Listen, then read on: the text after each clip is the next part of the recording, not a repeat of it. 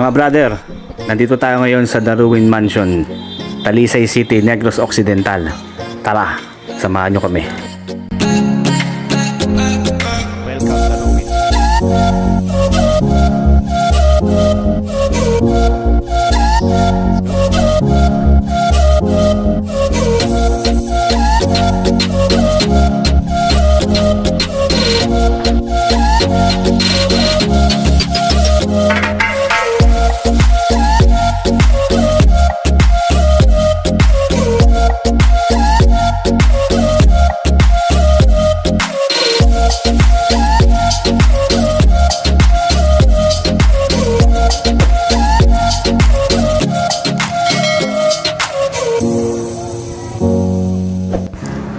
Very relaxing ang place. Okay sa all right men. Ang ganda ng setup ng lights nila. Malupit ang pagkaka-architect at engineer nito. Level na level yung arko, yung poste ng mansion na to. Ang lakas maka-Roma, Italy. Yung Romano, pinirito na tostado. Pasok tayo sa loob. Tara.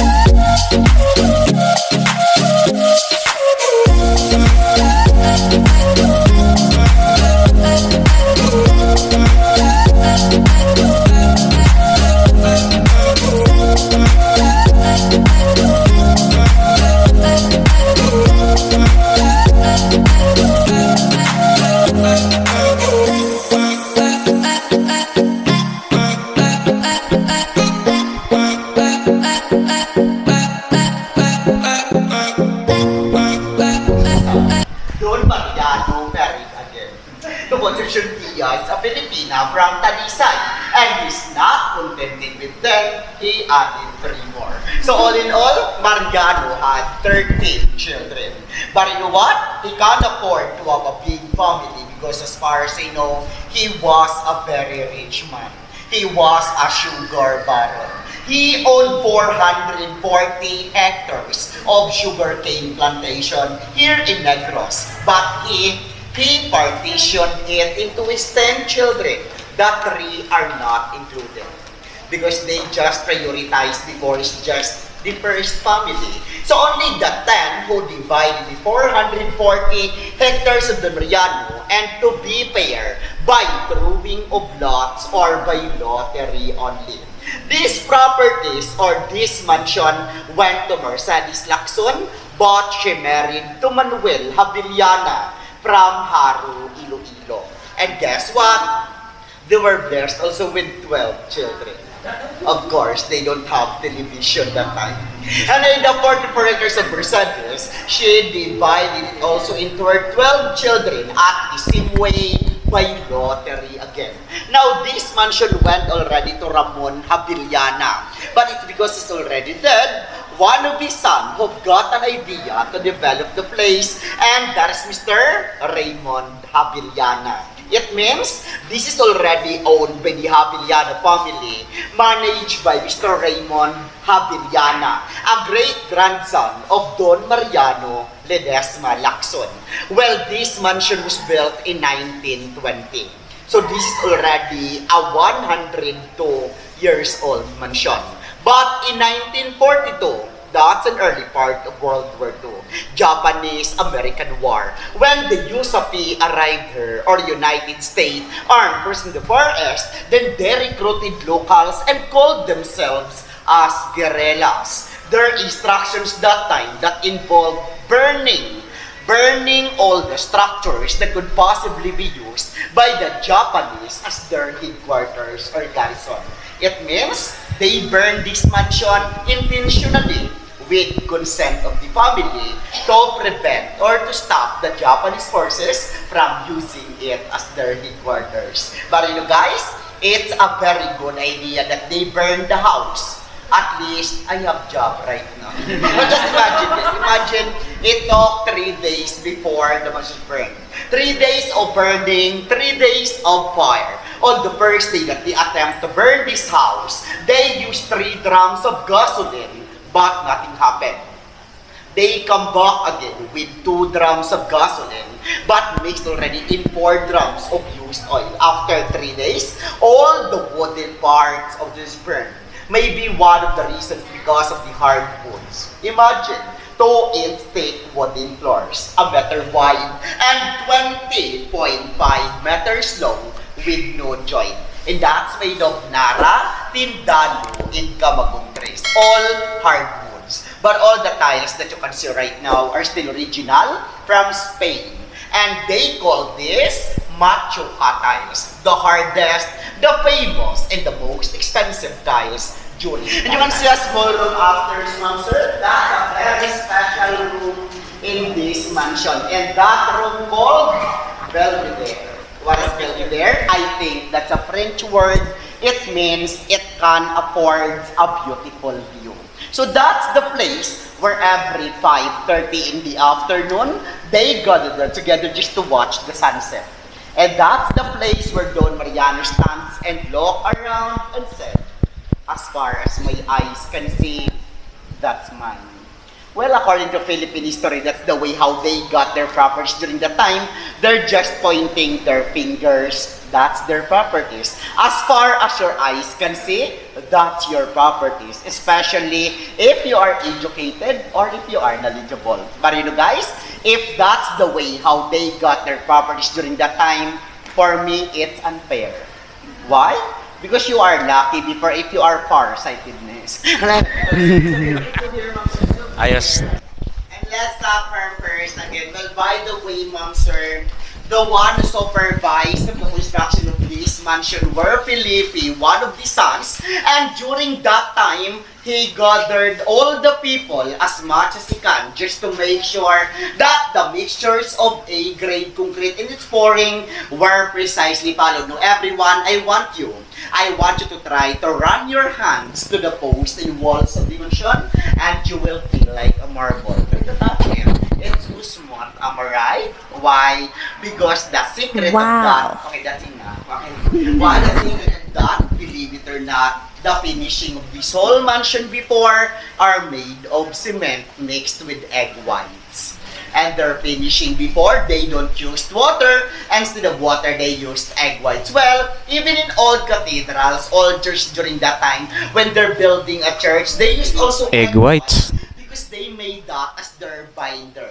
Example, I don't know if you are familiar with these places. The Miagao Church in Iloilo, the Molo Church in Iloilo, the famous Baclayon Church in Bohol, and even Pyramid of Egypt, that's made also of egg whites. But you're right, just imagine if how many eggs they consume after they finish wrap the house. A lot of eggs, and a lot of chickens, of course. No wonder Bacolod is room for chicken in the house. There's a lot of chicken during those times. Try to look at that structure outside with tree at the top. So that one, it looks like a tower across the road. Then there's a tree at the top of that structure. Okay, that is the house of Rapunzel. Just kidding. By the way, guys, that is the chimney. Smokestack. Chimney of their Muscovado sugar mill. Or they made their own Muscovado sugar. During that time, manually, no machine. So, of this mansion is that original fountain since 1920. Yes, you're right. That's an original fountain, except the water. The water is original. Well, by the way, guys, They call this place as the Taj Mahal of Negros. Are you guys familiar with the story of Taj Mahal in India? That was built for his wife, and that was built of love. Same story as this. This mansion was also built in memory of his first wife. In fact, because of love and admiration of Don Mariano to his wife Maria Braga, he molded their initials in every post of the house. Do you want to see that one? Facing each other stand for Mariano and Maria. So imagine, ma'am, sir, imagine if how romantic Don Mariano was. He was a very romantic man. That's why he had 13 children. A very romantic man. So that's two M's in reclined positions stand for Mariano and Maria. Well, you know what, guys? Before Mr. Raymond Avellana decided to open it to the public as tourist attraction, I just want you to know this was just abandoned for 67 years. And nobody who cares this place. This is just a scratch in the middle of nowhere. But because of his determination, he said, okay, I will clean this place and I will enter to my very ambitious dream in life. I will transform into a tourist attraction and to give justice to the place as well. But I am proud to share it with you, ma'am, sir, that this place is already belong to the 12 most fascinating ruins of the world. And specifically, we're already at rank 12, but just imagine how many ruins around the world. This of the ruins is not just only because of us, but because of you also. That's why we're thankful for that. But before I end this tour, I would like again to introduce myself. My full name is Roger Lacson, but I'm not related in this family because my Lacson is L-A-K-S-O-O-M. I'm just the local version of the family. Maybe if the owner of this place is a great-grandchild, I am an ingrown grandchild. And now part of developing souvenir shop and a restaurant over there. Ma'am, sir, I am inviting you to visit our restaurant because I am planning to burn that question. By the way, guys, I will take this opportunity to accommodate questions. Do you have any questions, ma'am, sir? Because a while ago, one of my guests asked me here, like, sir, what time did you close? I just want you to know, we don't close. Why? We don't have doors. How do I close this place? But guys, for those who wants to know if you're allowed to rent this place for your exclusive events, yes. We accommodate all occasions except burial. Whether you do anniversary, you can rent out for exclusive.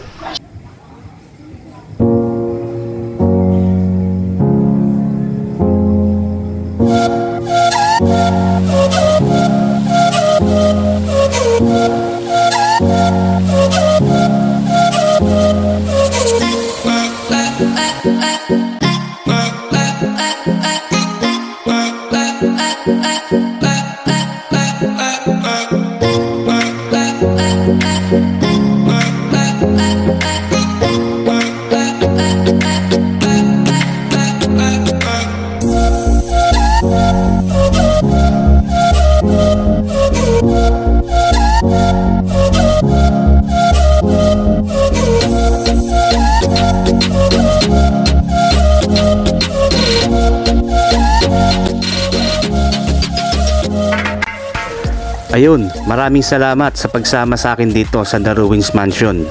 Maya-maya paalis na rin ang aming service. Please like and subscribe Trip ni RT TV, aka Ride Safe Brother. Peace. Bye-bye.